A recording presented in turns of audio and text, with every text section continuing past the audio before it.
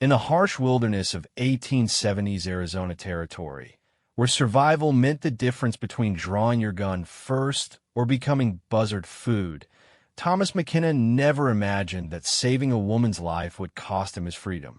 What started as a simple act of courage against a pack of hungry wolves would spiral into a dangerous game of honor, tradition, and forbidden love that would challenge everything he believed about the untamed frontier.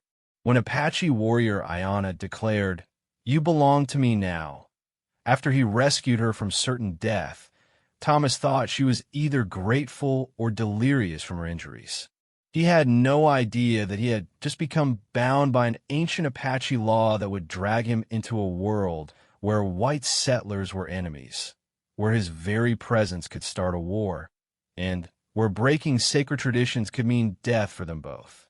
This is the true story of how a simple cowboy from Texas found himself caught between two worlds, two cultures, and two different definitions of freedom in the deadliest territory in America. Thomas McKenna wiped the sweat from his forehead with the back of his hand, leaving a streak of trail dust across his weathered skin.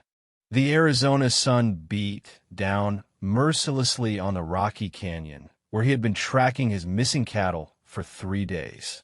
His horse, a sturdy brown mare named Belle, snorted and shook her head, equally tired from their search through the unforgiving landscape. The year was 1873, and the Arizona Territory was a place where death could come from any direction.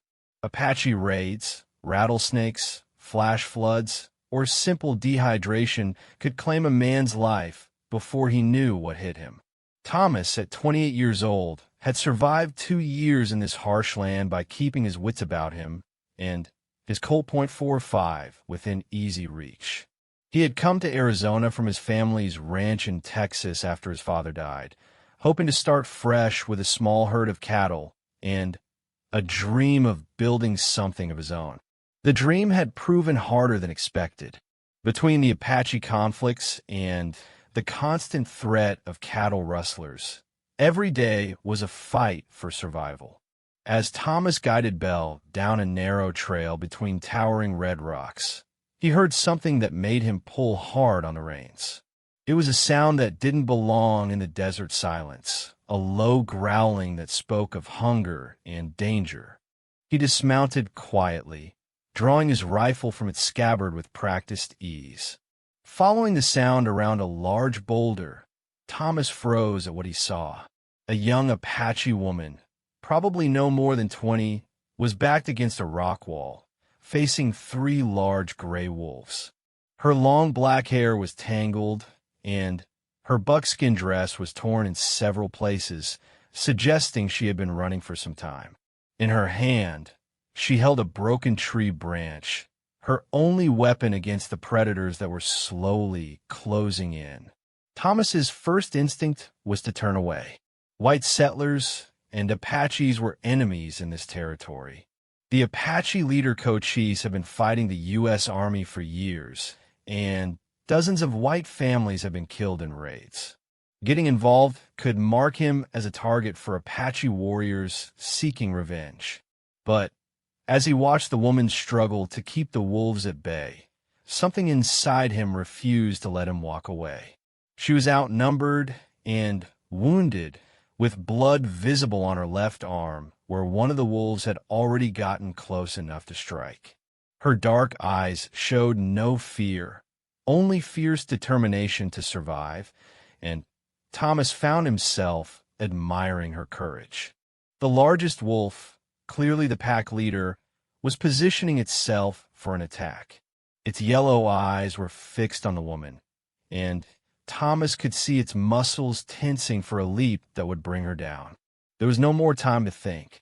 Thomas raised his rifle and fired, the shot echoing off the canyon walls like thunder. The lead wolf dropped instantly, the bullet finding its mark behind the front shoulder. The other 2 wolves turned toward the sound, startled and confused. Thomas worked the lever action quickly, chambering another round. "Come on then," he muttered under his breath, taking aim at the second wolf. The remaining wolves seemed to understand they were facing a new threat. One turned and ran, disappearing into the rocks as quickly as it had appeared. The third wolf, however, was either braver or hungrier than its companion. It turned toward Thomas, lips pulled back to reveal sharp white teeth. Thomas fired again, but the wolf was moving, and the bullet caught it in the hindquarter instead of delivering a killing blow. The wounded animal stumbled, but kept coming, desperation driving it forward. Thomas worked the lever again, but the wolf was closing the distance fast. Just as the wolf leaped toward him, a sharp cry split the air. The Apache woman had thrown her makeshift spear with deadly accuracy, and the broken branch caught the wolf in the side, throwing off its trajectory just enough for Thomas to get a clear shot. His third bullet ended the threat permanently. For a moment, both Thomas and the woman stood in the sudden silence, breathing hard and staring at each other across the small clearing. The smell of gunpowder mixed with the desert air, and the bodies of two wolves lay between them like a reminder of how quickly death could strike in this land. The woman was the first to move. She stepped forward carefully, her dark eyes never leaving Thomas's face. He lowered his rifle, but kept it ready, unsure of what to expect. Everything he had heard about Apaches suggested they were fierce fighters who showed no mercy to white settlers. "You are hurt," Thomas said, nodding toward the blood on her arm. He spoke slowly, not knowing if she understood English. To his surprise, she answered in clear English, though with an accent that spoke of her native tongue. "It is not deep." The wolves were hungry, but not patient. Thomas was struck by how calmly she spoke, as if being trapped by wolves was just another part of her day. He had heard that Apache women were as tough as their men, and now he was seeing proof of it. "What are you doing out here alone?" Thomas asked, genuinely curious. Apache women rarely traveled without protection, especially in territory where soldiers and settlers might pose a threat. The woman's expression grew guarded. "I was gathering medicines for my grandmother. The wolves came from nowhere." She paused, studying his face. "Why did you help me?" "We are enemies, your people and mine." It was a fair question, and Thomas wasn't sure he had a good answer. "Nobody deserves to be torn apart by wolves," he said finally, "enemy or not." The woman tilted her head, considering his words. "You could have taken your shot and left me to the remaining wolves. It would have been easier for you." Thomas found himself looking into her eyes, which were the darkest brown he had ever seen, almost black in the shadow of the canyon. There was intelligence there, and strength, and something else he couldn't quite identify. "That's not who I am," he said simply. For several long moments, they stood looking at each other, two people from worlds that were supposed to be at war. The woman's expression was unreadable, but Thomas sensed she was making some kind of decision. Finally, she stepped forward and placed her hand on her chest.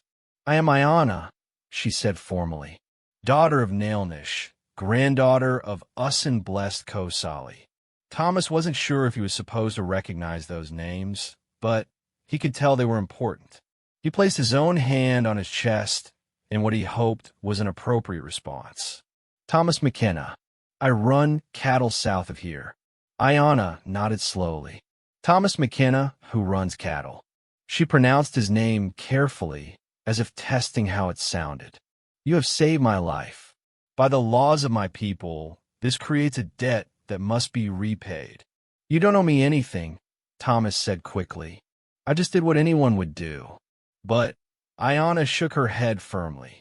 "You do not understand. When a warrior saves a life, especially the life of a woman, there are obligations. Sacred obligations." Thomas felt a chill that had nothing to do with the desert wind.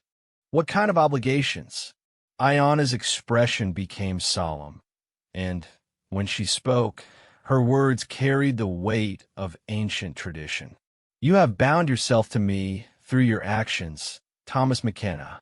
By saving my life, you have claimed responsibility for it. I don't understand what that means, Thomas said, though he was beginning to suspect he wasn't going to like the answer. Ayanna looked directly into his eyes, and when she spoke, her voice was quiet but absolutely certain. It means you belong to me now, and I belong to you. It means your life, and mine are connected until one of us dies or the debt is released through proper ceremony. Thomas stared at her, trying to process what she had just said. That's not. I can't. I have responsibilities, a ranch to run, and I have responsibilities to my people, Ayanna replied calmly. But the law is clear. You saved my life when you could have let me die. This creates a bond that cannot be broken by simply walking away. The silence stretched between them as Thomas tried to understand what had just happened to his life. He had come to the canyon looking for lost cattle and somehow ended up bound to an Apache woman by laws he didn't understand. What happens now? He asked finally. Ayanna glanced up at the sun, which was beginning its descent toward the western horizon. Now you must come with me to my village. The elders must be told what has happened, and proper rituals must be performed. I can't go to an Apache village, Thomas protested. They'll kill me on sight. Not if you come under my protection, Ayanna said. The law that binds us also protects us. But we must go now before dark. The wolves were not the only danger in these canyons. Thomas looked around at the rocky landscape, then back at the woman who claimed he now belonged to her. Everything in his experience told him to mount Bell and ride away as fast as possible.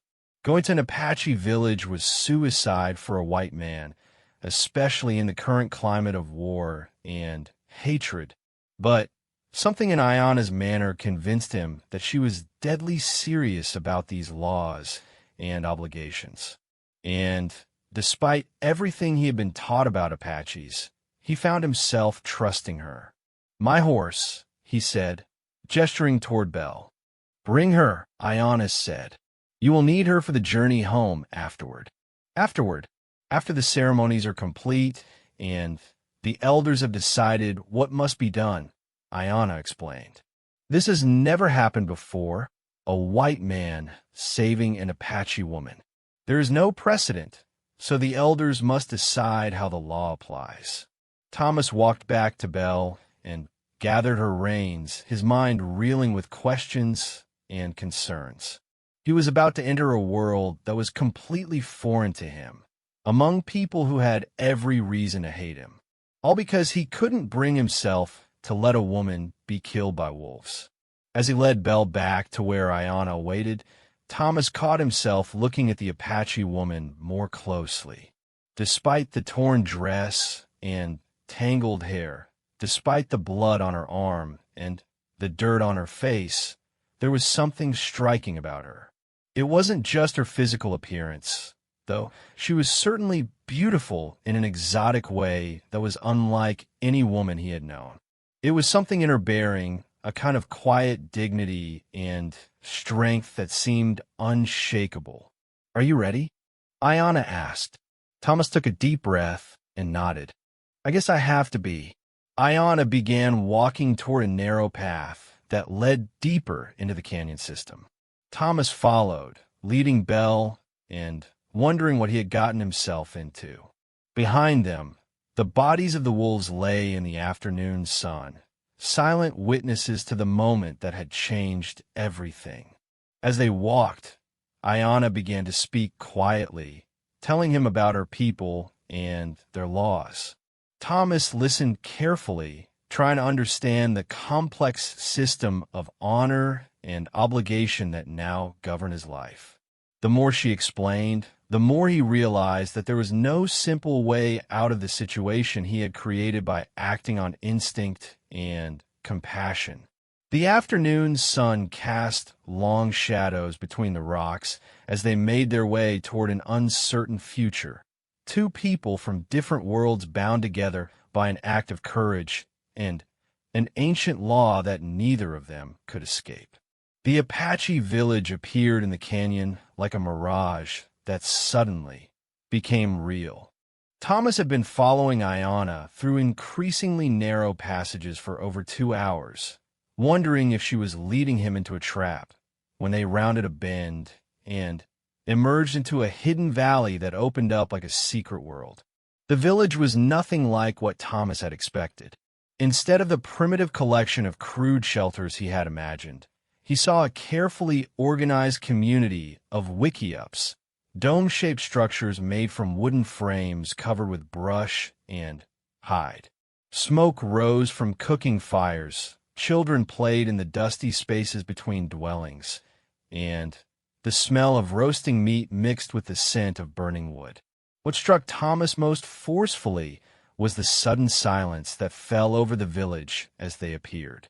Conversations stopped mid-sentence. Children froze in their games, and I turned toward the white man walking beside Ayana. Thomas felt the weight of dozens of stares, most of them hostile, some merely curious, all of them intense. Ayana raised her hand and called out something in the Apache language.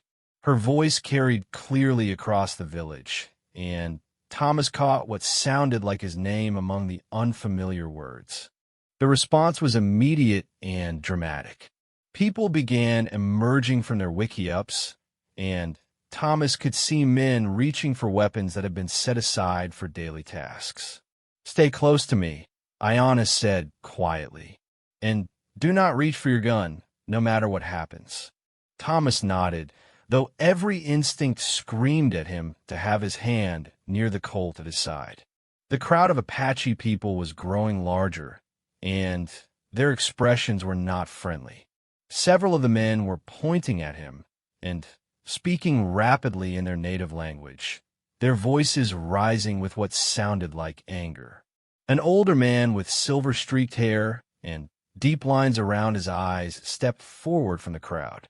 He wore traditional Apache clothing, but carried himself with the unmistakable authority of a leader. When he spoke to Ayana, his voice was calm but stern, and Thomas could tell he was asking pointed questions. Ayana responded at length, gesturing toward Thomas several times during her explanation. The old man's eyebrows rose when she mentioned something that included the Apache word for wolves, and his expression grew thoughtful when she finished speaking. "This is Nailnish, my father," Ayana told Thomas. "I have explained to him what happened and why you are here." Nailnish studied Thomas with sharp, intelligent eyes. When he spoke, his English was heavily accented but clear. "You killed wolves to save my daughter's life." "Yes, sir," Thomas replied, unsure of the proper protocol for addressing an Apache leader. "And you understand what this means, according to our laws?" Thomas glanced at Ayana, who nodded encouragingly. "Your daughter has explained some of it, but I admit I don't fully understand all the implications." A younger Apache man pushed forward from the crowd, his face dark with anger. He spoke rapidly to Nailnish, his voice rising as he gestured aggressively toward Thomas. Other men began to voice their agreement, and Thomas could feel the mood of the crowd shifting toward hostility. "What are they saying?" Thomas asked Ayana quietly. "Taze believes you should be killed immediately," Ayana replied calmly. "He says bringing a white man to our village endangers everyone, law or no law." Thomas felt his mouth go dry. "And what does your father think?" Before Ayana could answer, Nailnish raised his hand, and the crowd fell silent. When he spoke, his voice carried the authority of someone accustomed to being obeyed. Thomas couldn't understand the words, but he could tell that Nailnish was laying down the law in no uncertain terms. My father says that the sacred laws are not suggestions to be followed when convenient, Iona translated. He says that you will be brought before the Council of Elders, and they will decide what must be done. When Thomas asked, "Now," Nailnish said in English, "Council meets when sun touches mountain." He pointed toward the western rim of the canyon, where the afternoon sun was indeed approaching the rocky peaks. As if summoned by his words, several elderly Apache men and women began to gather near the center of the village. Thomas noticed that the women held equal status with the men in this council, something that surprised him given what he knew about most tribal societies. Iona touched his arm gently. "Kulme, you must present yourself to the council properly." Thomas followed her toward the gathering elders, acutely aware of the dozens of eyes watching his every move. The crowd parted reluctantly to let them through, and he heard whispered conversations in Apache following their progress. The council formed a loose circle around a central fire pit, and Thomas found himself standing in the middle with Iona beside him. The eldest woman, her white hair braided with beads and feathers, spoke first. Her voice was surprisingly strong for someone who must have been well over 70 years old. "She is asking you to state your name and your purpose for being in Apache territory," Iona translated. Thomas cleared his throat and spoke as clearly as he could. "My name is Thomas McKenna. I came to Arizona territory to raise cattle. I was searching for strays when I found your granddaughter being attacked by wolves." The elder woman nodded and spoke again. "She wants to know why you helped an Apache when our peoples are at war." It was the same question Iona had asked him earlier, and Thomas still didn't have a perfect answer. "Because it was the right thing to do," he said simply. "I couldn't stand by and watch anyone be killed by wild animals, regardless of what tribe they belonged to." The elders conferred among themselves for several minutes, their voices low but intense. Thomas could tell that there was disagreement among them, and he wondered if his fate was being decided by the strength of their arguments. Finally, the eldest man, bent with age but still commanding in presence, stood and addressed Thomas directly in English. "You claim you acted from conscience, not calculation?" "Yes, sir. You did not save our daughter's life, hoping for reward or advantage." "No, sir. I didn't even know who she was or what tribe she belonged to until afterward." The old man's weathered face was unreadable. "And now that you understand the law that binds you, do you accept its obligations?" Thomas hesitated, knowing that his answer would determine not just his immediate fate, but possibly the course of his entire life. "I'm not sure I fully understand what the obligations are," he said honestly. The elder turned to Iona and spoke in Apache. She responded at length, and Thomas caught the sound of his name several times in her explanation. When she finished, the elder nodded thoughtfully. "Our law is ancient," the old man explained to Thomas. "When a warrior saves a life, especially the life of a woman, it creates what your people might call a debt of honor. But it is more than debt. It is connection, responsibility, protection. The one who saves becomes guardian, and the one who is saved becomes, how do you say, Ward? Protected one, like a marriage?" Thomas asked, though he dreaded the answer. The elder shook his head. "Not marriage, but not less than marriage either. It is bond of spirit, bond of honor.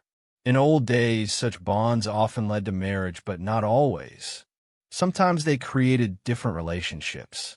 Warrior and protected one, guardian and guarded, brother and sister in spirit." Thomas felt some relief, though he was still far from understanding the full implications. "And what does this mean for me, practically speaking?" "It means," the elder said gravely, "that you cannot simply walk away and return to your cattle ranch. Iona's life is now your responsibility, and yours is hers. If harm comes to her, you are answerable. If harm comes to you, she is answerable. Ayana stepped forward and spoke to the council in Apache. Thomas could tell she was making some kind of proposal or request because several of the elders looked surprised and began talking among themselves again. "What did you say?" Thomas asked her. "I told them that you should stay in the village for 7 days," Ayana replied. "During this time, you can learn our ways and understand what the bond means. At the end of 7 days, the council will meet again and decide the exact nature of your obligations." The eldest woman spoke sharply to Ayana, her tone clearly questioning. Ayana responded calmly, but firmly, and Thomas could tell that some kind of negotiation was taking place. "She asked if I trust you not to bring soldiers or other white men to attack the village," Ayana translated. "I told her that a man who would risk his life for a stranger would not betray those who show him hospitality." Thomas felt the weight of responsibility settling on his shoulders. "And what if I can't stay 7 days? I have cattle to tend, a ranch to manage."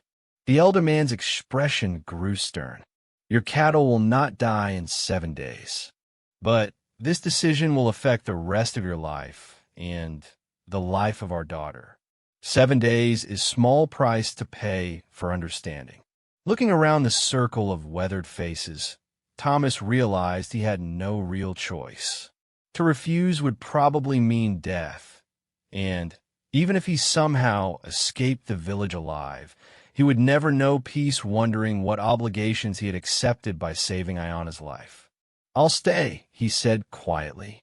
The elders conferred one final time. Then the eldest woman stood and spoke formally to the entire gathering. Thomas couldn't understand her words, but her tone suggested she was making some kind of official pronouncement. "She declares that you are under the protection of this village for 7 days," Ayana explained. "Any harm that comes to you during this time will be considered an attack on our family honor." As the formal council disbanded, Thomas found himself surrounded by curious Apache people. Some still looked hostile, but others seemed more intrigued than threatening. Children who had been hiding behind their parents began to peek out for better looks at the strange white man. Ayana led him toward a wickiup that stood slightly apart from the others. "You will stay here," she said. "It belongs to my grandmother, but she is visiting relatives in another village." The interior of the wickiup was larger than it appeared from outside, with carefully arranged sleeping areas and storage spaces. Everything was clean and organized, and Thomas was struck by the efficiency of the design. "This will be your home for the next week," Ayana said, setting down a water container and some folded blankets. "I will bring you food and teach you what you need to know about our customs." Thomas sat down on one of the blankets, suddenly feeling the exhaustion of a long, strange day. "Ayana, can I ask you something?" "Yes." "When you told the council that I should stay 7 days, were you protecting me or protecting your village?" Ayana paused in arranging the blankets and looked at him directly. "Both," she said honestly. "If you left now, you would never understand what has happened between us. You would always wonder, and the not knowing would poison any peace you might find. And my people would never be certain whether you might return with others seeking revenge or conquest. And at the end of 7 days, we will both understand what the spirits intend for us." As evening fell over the hidden canyon, Thomas lay on the comfortable bedding and stared up at the smoke hole in the center of the wickiup roof. Through it, he could see stars beginning to appear in the darkening sky. The sounds of the village settling down for the night drifted in from outside. Quiet conversations, children being called in for sleep, dogs settling down near the dying fires. It was completely unlike any world he had ever known. Yet there was something peaceful about it that surprised him. For the first time since arriving in Arizona territory, Thomas felt truly safe. It was an ironic thought, considering he was sleeping in the heart of what most white settlers would consider enemy territory. As he drifted towards sleep, Thomas found himself thinking about Ayana's words. 7 days to understand what the spirits intended. He had never been a particularly religious man, but something about the day's events made him wonder if there might be forces at work beyond simple chance and decision. Tomorrow he would begin learning about a world he had never imagined, bound to a woman he barely knew by laws he didn't understand. It should have terrified him, but instead, as sleep finally claimed him, Thomas McKenna found himself curious about what those 7 days would bring. Thomas woke before dawn to the sound of movement outside his wickiup. Through the hide covering that served as a door, he could see the orange glow of fires being rekindled and hear the quiet sounds of people beginning their daily routines. The air was cool and crisp, carrying the scent of wood smoke and something that might have been frying bread. He dressed quickly and stepped outside to find Ayana waiting with a bowl of water and a piece of rough cloth. "For washing," she explained simply. "Then we eat, and then you begin learning." The water was surprisingly warm, and as Thomas cleaned the travel dust from his face and hands, he noticed that several Apache people were watching him with undisguised curiosity. A group of children had gathered at what they apparently considered a safe distance, whispering to each other and giggling when he looked in their direction. "They have never seen a white man up close," Ayana explained. "Most of what they know comes from stories of soldiers and raiders." "What kind of stories?" Thomas asked, though he suspected he knew the answer. "Stories of broken promises, stolen land, murdered families." Ayana's voice was matter-of-fact, but Thomas could hear the pain underneath. "Your people and mine have not been kind to each other." Thomas thought about his own stories, the tales of Apache raids, and settler families killed in their sleep that were common currency in every saloon and general store in the territory. "I guess both sides have their stories." "Yes," Ayana agreed. "But today you will see our stories from the inside." "Cool, mate." She led him to a central area where several women were preparing the morning meal over a large fire. Thomas was struck by the efficiency of their movements and the way they worked together without seeming to need verbal communication. Each woman had specific tasks, and they moved around each other in a careful dance that spoke of years of practice. One of the women, perhaps 40 years old with streaks of gray in her braided hair, looked up as they approached. She spoke to Ayana in Apache, and Thomas caught what sounded like a question in her tone.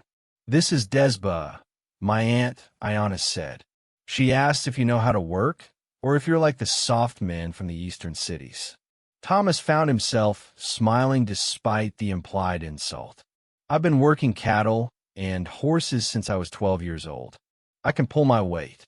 Desba seemed to understand at least some English, because she nodded approvingly. She handed him a long wooden pole with a flat paddle on the end, and gestured toward a large pot bubbling over the fire. "Stir." Ayana translated unnecessarily. "Do not let it stick to the bottom." As Thomas stirred what turned out to be a kind of corn mush, Desba began adding ingredients: dried meat, wild plants he didn't recognize, and seasonings that filled the air with unfamiliar but appealing aromas. The other women continued their work, but he could tell they were keeping an eye on him, ready to step in if he proved incompetent. "You are doing well," Ayana said quietly. "Desba is very particular about her cooking. If she lets you help, it means she does not think you are completely useless." "That's encouraging," Thomas replied, concentrating on keeping the thick mixture moving in the pot. As the sun climbed higher, more people gathered for the morning meal. Thomas noticed that the Apache social structure seemed less formal than what he was used to among white settlers. Children sat with adults, everyone shared the same food, and conversations flowed freely between different generations. Nailnish approached with a man Thomas hadn't met before, someone roughly his own age with the lean build and watchful eyes of a warrior. "This is Kitzazil, my nephew," Nailnish said. "He will teach you how we hunt and fight, so you understand Apache ways." Kitzazil studied Thomas with obvious skepticism. When he spoke to Nailnish in Apache, his tone suggested he had serious doubts about the whole enterprise. "He says white men are too slow and noisy to learn Apache hunting methods." Ayana translated with what might have been amusement. "Tell him I'm willing to try," Thomas said, meeting Kitzazil's challenging stare. "I've tracked cattle through some pretty rough country." Kitzazil's expression didn't change, but he nodded curtly and said something that sounded like a command. Thomas looked to Ayana for translation. "He says to finish eating and meet him at the horse corral when the sun is one hand above the canyon rim," she explained. "And he suggests you leave your guns here. Apache hunting requires different tools." After the meal, Thomas followed Kitzazil to an area where several horses were kept in a natural corral formed by rock walls. The Apache horses were smaller than Bell, but looked hardy and sure-footed, the kind of animals that could navigate the rocky terrain of the canyons without stumbling. Kitzazil handed Thomas a bow made from a wood he didn't recognize, along with a quiver of arrows. The bow was shorter than the hunting bows Thomas was familiar with, but it felt well-balanced in his hands. "You know how to use?" Kitzazil asked in halting English. "Some," Thomas replied. He had learned basic archery as a boy, but hadn't practiced in years. His rifle had always been his preferred hunting weapon. "Apache warrior must become part of the land," Kitzazil explained as they crept through a section of the canyon where deer tracks were visible in the soft sand. "You walk like white man, heavy feet, straight lines. Everything runs away from you." Thomas tried to copy Kitzazil's movements, placing his feet more carefully and moving with the kind of fluid grace that seemed to come naturally to the Apache warrior. It was harder than it looked, and by midday he was sweating profusely and nursing several scrapes from misjudging his footing on the rocky slopes. When they returned to the village for the noon meal, Thomas found that his morning's training had not gone unnoticed. Several of the Apache men nodded to him with what seemed like grudging approval, and one of them even clapped him on the shoulder and said something in Apache that made the others laugh. "What did he say?" Thomas asked Ayana. "Chato says you move like a pregnant buffalo, but at least you were trying," she replied with a smile. For him, this is high praise. The afternoon brought a different kind of education. Ayana took Thomas to where the Apache women were working on various crafts and domestic tasks. He expected to be ignored or dismissed, but instead found himself drawn into activities he had never imagined learning. An elderly woman named Ista taught him how to weave baskets from willow shoots, showing him how to split the branches and prepare them for weaving. The work required patience and fine motor control that challenged Thomas in ways that riding and roping never had. Apache men learn these skills too, Ayana explained when Thomas looked embarrassed about working alongside the women. A warrior who cannot make his own tools and repair his own equipment does not survive long in the desert. As Thomas struggled with the intricate over and under pattern of the basket weaving, Ista spoke quietly to Ayana in Apache. The conversation went on for several minutes, with both women occasionally glancing at Thomas. "What is she saying?" Thomas asked. "She says your hands are too gentle for a fighting man," Ayana replied. "She thinks this means you are either very confident in your strength or very experienced in controlling it." Thomas paused in his weaving to consider this observation. Which does she think it is? She has not decided yet. But she says gentle hands often belong to dangerous men because they have learned when not to use their strength. The comment stayed with Thomas as the day progressed. He had never thought of himself as particularly dangerous, but he supposed that years of handling livestock and working in rough country had taught him to modulate his strength according to the situation. A horse that was hurt or frightened required a different touch than one that was simply stubborn. As evening approached, the village began to settle into a different rhythm. Cooking fires were rebuilt, children were called in from their play, and families gathered in small groups around their wickiups. Thomas found himself sitting beside Ayanna near her family's fire, listening to Nailnish tell stories in the Apache language. Even though Thomas couldn't understand the words, he found the storytelling mesmerizing. Nailnish used gestures and vocal inflections to bring his tales to life, and Thomas could see children and adults alike hanging on every word. He is telling the story of First Man and First Woman, Ayanna explained quietly, how they came up from the underground world and learned to live in the light. Thomas listened to the rise and fall of the Apache language, beginning to pick out certain recurring sounds that might be important words. It was a musical language, full of subtle tones and rhythms that were completely unlike English. When the story ended, Nailnish turned to Thomas and spoke directly to him. He asks if your people have creation stories. Ayanna translated. Thomas thought about the Bible stories he had learned as a child about Adam and Eve and the Garden of Eden. Yes, he said, though they're probably quite different from yours. Nailnish nodded as if he had expected this answer. Different peoples need different stories, he said in English. But all peoples need stories to understand their place in the world. As the fire burned lower and people began to drift toward their sleeping places, Thomas found himself walking with Ayanna toward his temporary home. The night air was cool and clear, and the stars above seemed brighter than he had ever seen them. "How did I do today?" Thomas asked as they reached the wickiup. "Better than I expected," Ayanna replied honestly. Kitzazil was prepared to dismiss you as hopeless, but he told my father that you have potential. And Ista rarely compliments anyone's first attempt at basket weaving. "And what do you think?" Ayanna paused before answering, studying his face in the starlight. "I think you are not what I expected when I first saw you with your rifle aimed at the wolves." "What did you expect?"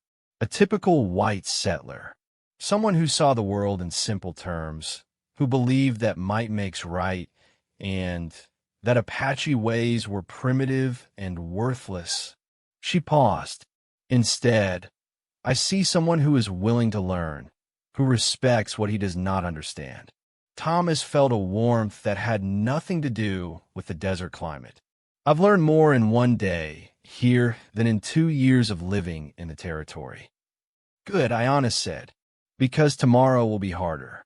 You will learn about Apache justice and honor. You will understand why the bond between us matters so much to my people." As Thomas settled down for his second night in the wickiup, he reflected on the day's experiences. Every assumption he had held about Apache people had been challenged and largely overturned. They were not the savage warriors of popular imagination, but a complex society with sophisticated customs, deep spiritual beliefs, and a practical wisdom adapted to one of the harshest environments in North America. More troubling was the realization that his feelings about Ayanna were becoming complicated. What had started as simple gratitude for her explanation of Apache customs was evolving into something deeper and more dangerous. She was intelligent, strong, beautiful, and completely unlike any woman he had ever known. But she was also Apache, and he was white, and the two peoples were at war. Whatever bond existed between them was the product of ancient laws and spiritual beliefs that he was only beginning to understand. Getting emotionally involved would complicate an already complex situation and potentially put both of them in danger. As sleep finally came, Thomas reminded himself that he had only 5 more days to learn what he needed to know about Apache ways and his obligations to Ayanna. After that, he would have to return to his cattle ranch and try to figure out how to honor whatever commitments the elders decided he had made. But even as he told himself this, Thomas knew that leaving the hidden canyon was going to be much harder than he had imagined when he first agreed to stay for 7 days. The 4th day in the Apache village began with an urgent commotion that woke Thomas before dawn.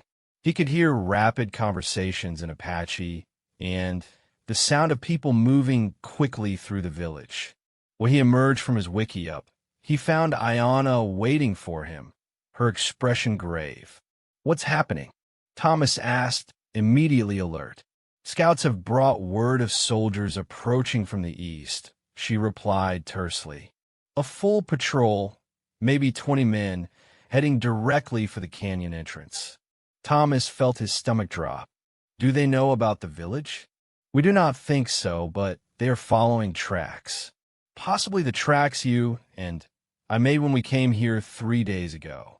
Ayanna's voice was steady, but Thomas could see worry in her dark eyes. Nailnish appeared beside them, his face set in hard lines. When he spoke, his English was clipped and urgent. "You must choose now, Thomas McKenna. The soldiers come looking for Apache to kill. If they find you here, you can claim to be their prisoner and leave safely. Or you can honor the bond that exists between you and my daughter."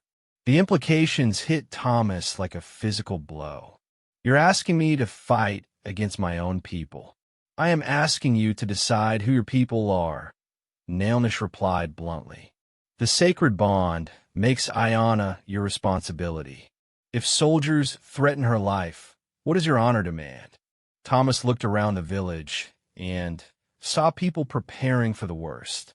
Women were gathering children and essential belongings, preparing to evacuate deeper into the canyon system if necessary. Men were checking weapons and organizing defensive positions. Everyone moved with the efficient calm of people who had faced this threat many times before. "How long before they get here?" Thomas asked. "Maybe 2 hours," Nailnish replied. "The scouts will slow them down, make them cautious, but they will come." Thomas thought rapidly, trying to process the impossible situation he found himself in. If he stayed and fought, he would be taking up arms against the U.S. Army, making himself a traitor and an outlaw. If he left with the soldiers, he would be abandoning people who had shown him hospitality and trust, including the woman whose life was supposedly his responsibility. "There might be another way," Thomas said slowly. "What if I want to meet them before they reach the village? I could tell them I was tracking strays and got lost, ask them to escort me back to safer territory." Kitzizil, who had been listening to the conversation, spoke sharply in Apache. Thomas could tell from his tone that the suggestion had not been well received. "Kitzizil says that would be the act of a coward," Ayanna translated. "He says you would be using deception to avoid making a difficult choice." "And what do you say?" Thomas asked Ayanna directly. She was quiet for a long moment, her eyes searching his face. "I say that the choice must be yours, made freely and without pressure from my people. The bond between us means nothing if it is maintained only through obligation and guilt." The wisdom of her words struck Thomas forcefully. She was giving him a way out, releasing him from the sacred bond if he chose to take it. It would be the practical choice, the safe choice, the choice that would allow him to return to his cattle ranch and his simple life without the complications of Apache politics and ancient laws. But as Thomas looked around the village, he realized that his choice had already been made somewhere deep in his heart. These people had welcomed him, taught him, trusted him with their lives and their secrets. Ayana had become more than just a responsibility. She had become someone he genuinely cared about. "I'm staying," he said simply. Nailnish nodded, as if he had expected this answer. "Then we prepare for battle. But first, there is something you must know about Apache warfare. We do not fight like white men, standing in lines and shooting at each other. We use the land, we use surprise, we fight smart instead of fighting hard." Over the next hour, Thomas found himself learning lessons in guerrilla warfare that no military academy could have taught him. The Apache strategy was based on intimate knowledge of the terrain, careful positioning of fighters, and the ability to appear and disappear like ghosts in the rocky landscape. Soldiers expect to fight Apache warriors, Kitzizil explained as he led Thomas to a position among the rocks overlooking the main approach to the village. They do not expect to fight white man who knows Apache ways. Thomas found himself armed with both his rifle and an Apache bow, positioned where he could cover one of the likely routes the soldiers would take if they discovered the village. Around him, other Apache fighters melted into the landscape so completely that even knowing where they were, Thomas had trouble spotting them. "Remember," Ayana said as she checked his position one final time, "Apache fight to protect, not to conquer. If soldiers can be turned away without bloodshed, that is victory." As they waited for the approaching patrol, Thomas had time to reflect on how dramatically his life had changed in just 4 days. A week ago, his biggest concern had been finding his missing cattle. Now he was preparing to fight a battle that could make him an outlaw for the rest of his life. The first sign of the soldiers came in the form of distant voices echoing off the canyon walls. Thomas could hear someone giving orders and the clanking of equipment that announced their presence to anyone within a mile. The Apache way of moving silently through the landscape had spoiled him for the clumsy approach of conventional military forces. Through a gap in the rocks, Thomas caught his first glimpse of the patrol. 21 men in dusty blue uniforms, led by a young lieutenant who looked like he was fresh from West Point. The soldiers were strung out in a long line, scanning the canyon walls nervously and starting at every sound. Thomas recognized the type immediately. These were not experienced Indian fighters, but regular army troops, probably pulled from garrison duty and sent into Apache territory without adequate preparation. They were dangerous because they were frightened and trigger-happy, but they were also vulnerable because they had no idea how to fight in this terrain. The patrol stopped about 300 yards from the village, and Thomas could see the lieutenant consulting what looked like a map while pointing toward different parts of the canyon. One of the soldiers was examining the ground, apparently trying to read the tracks that had led them here. Suddenly, one of the Apache scouts appeared on a ridge above the soldiers, clearly visible and obviously armed. The effect was instantaneous and dramatic. Soldiers shouted warnings, rifles were raised, and the entire patrol spun around to face the new threat. While the soldiers were focused on the scout above them, 2 more Apache warriors appeared on the opposite side of the canyon. Then another scout showed himself further down the trail they had just traveled. Within moments, the military patrol found itself surrounded by Apache fighters who had materialized from the landscape like spirits. The young lieutenant was clearly out of his depth. Thomas could hear him shouting orders, but his voice cracked with stress and his commands contradicted each other. Some soldiers were aiming at the scout above. Others were trying to cover the warriors on the flanks, and none of them had a clear idea of what they should be doing. "Surrender your weapons and leave this place Nailnish's voice boomed from somewhere among the rocks, though Thomas couldn't see where the Apache leader was positioned. You are surrounded and outmatched. There is no shame in choosing wisdom over foolishness. The lieutenant's response was predictably aggressive. This is United States territory. We demand safe passage and the right to search this area for hostile Indians. You have safe passage back the way you came, Nailnish replied calmly. But you will not search Apache homes and threaten Apache families. Choose quickly before my warriors lose patience. Thomas could see the young officer struggling with the decision. Military doctrine probably demanded that he fight, but the tactical situation was hopeless. His men were exposed in the open while the Apache fighters held all the high ground and cover. The standoff might have continued indefinitely if not for the actions of one nervous soldier. Something, probably a small animal moving in the brush, caught his attention. He swung his rifle toward the sound and fired, the shot echoing off the canyon walls like thunder. The effect was immediate and catastrophic. Other soldiers, startled by the unexpected gunfire, began shooting at anything that moved.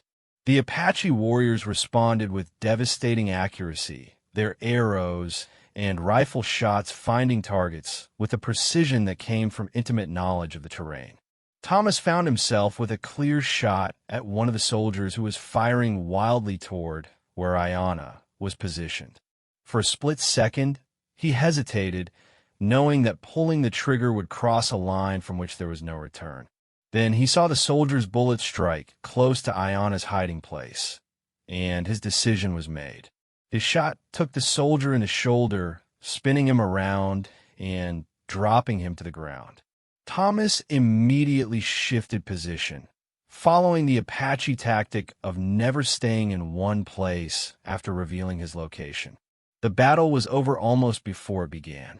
Within 5 minutes, 3 soldiers were dead, 6 more were wounded, and the rest were in full retreat back down the canyon.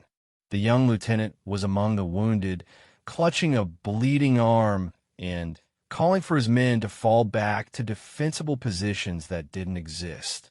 As quickly as they had appeared, the Apache fighters began to melt back into the landscape.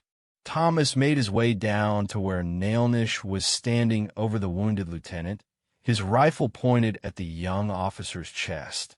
"Please," the lieutenant gasped. "We need medical attention for our wounded. We were just following orders to patrol the area." "Your wounded will be treated," Nailnish said quietly, "but you will return to your commanders with a message. This canyon is protected by Apache law and Apache warriors. Any soldiers who come here seeking to harm our people will be met with force." Under Ayanna's direction, the Apache women began treating the wounded soldiers with the same herbs and medicines they would use for their own people. Thomas watched in amazement as former enemies worked together to save lives, the immediate crisis having temporarily suspended the animosity between their peoples. The wounded lieutenant stared at Thomas with obvious confusion. "You're not Apache," he said weakly. "No," Thomas replied simply, "but I'm under Apache protection." "You're a traitor," the lieutenant accused, though his voice lacked conviction. Thomas considered this charge seriously before answering. "I'm a man who chose to honor his obligations and protect innocent people. Call it whatever you want." As the soldiers prepared to leave with their wounded, carrying the dead wrapped in blankets, the young lieutenant made one final attempt to assert authority. "This isn't over," he told Nailnish. "More soldiers will come in greater numbers. Then, more soldiers will die," Nailnish replied matter-of-factly. "This is our land, Lieutenant. We know every rock, every trail, every hiding place. Your army is strong, but it is not stronger than the desert itself." Thomas helped load the wounded onto makeshift stretchers, earning suspicious glares from the uninjured soldiers. One grizzled sergeant asked him quietly, "You sure you know what you're doing, mister? Once word of this gets out, there'll be no place in the territory where you'll be safe from the army." "I appreciate the warning," Thomas replied, "but my choice is made." As the military patrol disappeared down the canyon, Thomas found himself standing beside Ayanna, watching the dust settle in their wake. The immediate danger was over, but both of them knew that the consequences were just beginning. "You could have left with them," Ayanna said quietly. "Even after the shooting started, you could have claimed to be a hostage." "Yes, I could have. Why didn't you?" Thomas thought about her question, trying to find words for feelings that were still unclear even to him. "Because this felt like home," he said finally. "Because these people trusted me, and I couldn't betray that trust. And because—" He paused, looking at her directly. "Because I couldn't bear the thought of leaving you to face danger alone." Ayanna's expression was unreadable, but when she spoke, her voice was soft. "The bond between us has been tested by fire and blood. According to Apache law, it is now unbreakable. And according to white man's law, I'm probably an outlaw and a traitor. Does that frighten you?" Thomas considered the question honestly. "It should," he said, "but somehow it doesn't. I feel more like myself than I have since coming to Arizona territory." As they walked back toward the village together, Thomas realized that his week of learning about Apache ways was far from over. The battle had changed everything, making his presence in the village both more necessary and more dangerous. There would be more soldiers, more conflicts, more impossible choices to make. But for now, he was content to walk beside Ayanna in the gathering dusk, knowing that he had made his choice and would live with the consequences. The sacred bond between them had been tested and had held, binding them together in ways that transcended the artificial boundaries between their peoples. Tomorrow would bring new challenges, but tonight, Thomas McKenna belonged exactly where he was.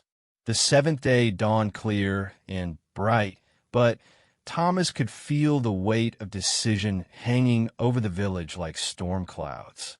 Today the council would meet to determine the exact nature of his bond with Ayanna and what it meant for both their futures. Everything that had happened over the past week, from learning Apache customs to fighting alongside Apache warriors, had led to this moment. Thomas spent the early morning hours sitting alone on a rocky outcrop overlooking the hidden canyon, trying to organize his thoughts. In the distance, he could see his horse Belle grazing contentedly in the Apache horse corral, apparently having adapted to her new surroundings better than her owner had initially expected to adapt to his. The events of the previous day's battle had spread quickly through Apache communities in the region. Throughout the night, messengers had arrived bringing news that other army patrols were being organized, and there were rumors that a full military expedition might be mounted to pacify what the territorial governor was calling increased Apache aggression. Thomas knew that his actions had contributed to escalating a conflict that was already dangerously close to all-out war. By firing on U.S. soldiers, he had crossed a line that could never be uncrossed. There was no going back to his simple life as a cattle rancher, even if the Apache Council decided to release him from his obligations. "The elders are gathering," Ayanna said quietly, appearing beside him on the rocky ledge. Thomas had been so lost in thought that he hadn't heard her approach, a fact that would have earned him sharp criticism from Kitzizil during their training sessions. "I've been thinking about what comes next," Thomas said without turning to look at her. "Regardless of what the council decides, my presence here puts your people in danger. The army won't forget what happened yesterday, and they won't forget that a white man fought against them." Ayanna settled down beside him on the warm stone, her movements graceful and economical in the way that all Apache people seemed to move. "And You think leaving would solve this problem? It might reduce it. If I disappear, they can't be certain what happened to me. Maybe they'll assume I was killed or captured rather than that I chose to side with Apache warriors. You would be willing to disappear forever? Never see your old life again? The question struck Thomas harder than he had expected. I don't know if I have a choice anymore. After yesterday, I'm not sure there's any place in the territory where I'd be safe from the army. Ayana was quiet for several minutes, gazing out over the canyon where her people had lived in relative peace until his arrival had brought soldiers to their doorstep. When she finally spoke, her voice carried a sadness that made Thomas's chest tighten. "I have been thinking too," she said, "about the law that binds us, and whether it is right to hold you to obligations you never chose to accept." Thomas turned to look at her directly. "What do you mean?" "The sacred bond assumes that both people understand its implications when a life-saving act occurs. But you had no knowledge of our laws when you killed the wolves. You acted from instinct and conscience, not from any desire to bind yourself to Apache traditions." "Are you saying the bond isn't valid?" "I am saying that enforcing it might be wrong, regardless of what our laws demand." Ayana's dark eyes met his, and Thomas could see the internal struggle she was facing. "You have proven your honor and courage. You have learned our ways and shown respect for our people. But you should not be trapped by laws you did not understand." Thomas felt a strange mixture of relief and disappointment at her words. The practical part of his mind recognized that she was offering him freedom from an impossible situation. But another part of him, a part he was only beginning to understand, rebelled against the idea of breaking the connection that had grown between them over the past week. "And what if I don't want to be released from the bond?" he asked quietly. Ayana's eyes widened in surprise. "You would choose to stay, even knowing what it might cost?" "I would choose to honor the connection between us, whatever form it takes." Thomas paused, searching for the right words. "These 7 days have shown me something I didn't know I was looking for. Your people, your way of life, your values, they feel more real to me than anything I've known since coming to Arizona." "And Ayana asked, her voice barely audible, "Do I feel real to you?" Thomas reached out and gently touched her hand, feeling the calluses that spoke of a life of meaningful work and the strength that came from growing up in an unforgiving landscape. "You feel like the most real thing in my world." They sat in comfortable silence as the sun climbed higher, both of them understanding that the conversation they were having would influence whatever decision the council reached. Finally, Ayana stood and extended her hand to help Thomas to his feet. "Come," she said. "It is time to face whatever the elders have decided." The council was already assembled when they arrived at the central fire, and Thomas could tell from the serious expressions on the aged faces that considerable deliberation had taken place while he and Ayana were talking on the rocky outcrop. The eldest woman gestured for them to sit in the center of the circle, and Thomas felt the weight of ancient wisdom focused on him like a magnifying glass. Nailnish spoke first, his voice carrying the formal cadence of official pronouncement. "We have considered all that has happened since Thomas McKenna saved my daughter's life. We have weighed the sacred laws against the practical realities of our situation." Thomas held his breath, knowing that the next words would determine the course of his life. "The bond that exists between you is real and powerful," the eldest woman added. "It has been tested by fire and proven strong. But we have also considered whether enforcing this bond serves justice or merely tradition." "What have you decided?" Ayana asked, though Thomas could tell from her tone that she was as nervous as he was. "We have decided," said the eldest man, "that the choice must be yours to make, freely and with full understanding of the consequences." Thomas felt confused rather than relieved. I don't understand. What choice? Nailnish leaned forward, his weathered hands folded in his lap. The choice between three paths, each of which honors the sacred bond in different ways. The eldest woman took up the explanation. The first path is release. We declare that the bond was created without proper understanding and release both of you from all obligations. Thomas McKenna returns to his cattle ranch, and Ayanna remains with her people. The connection between you is honored but not enforced. The second path is transformation, the eldest man continued. Thomas McKenna becomes fully Apache through ceremony and commitment. He takes an Apache name, accepts Apache responsibilities, and lives as one of our warriors. The bond becomes a marriage bond, if both choose to accept it. Thomas's heart rate increased as he considered the implications of this second option. And the third path. The third path is partnership, Nailnish explained. The bond remains, but takes a new form. You become a bridge between our peoples, carrying messages, negotiating when possible, fighting when necessary. You belong to both worlds, and neither bound to Ayanna, but not confined to the village.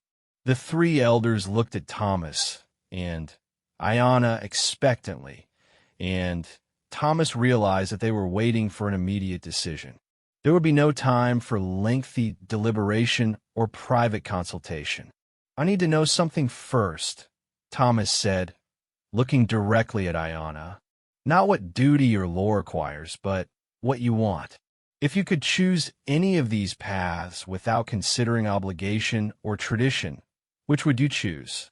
Ayanna's composure finally cracked, and Thomas could see tears gathering in her dark eyes. I would choose to keep the bond between us, she said quietly, but not because tradition demands it. I would choose it because these 7 days have shown me that you are a man of honor and courage, someone who sees beyond the surface of things to their true meaning.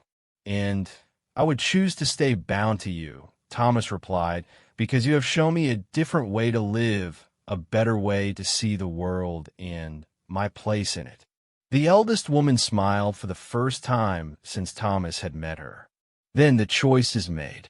But which path will you walk together?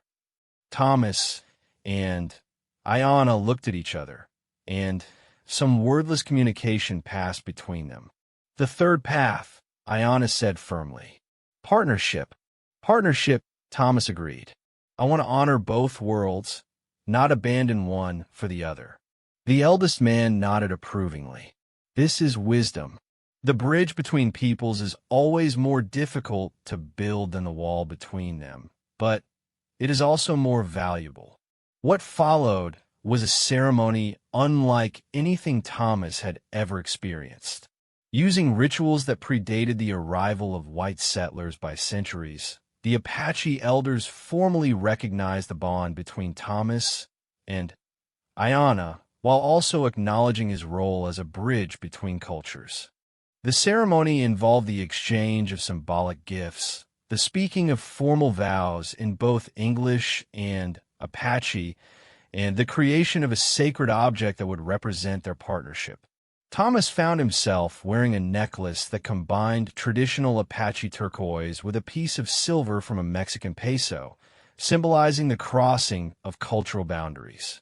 As the formal rituals concluded, Nailnish approached Thomas with a serious expression.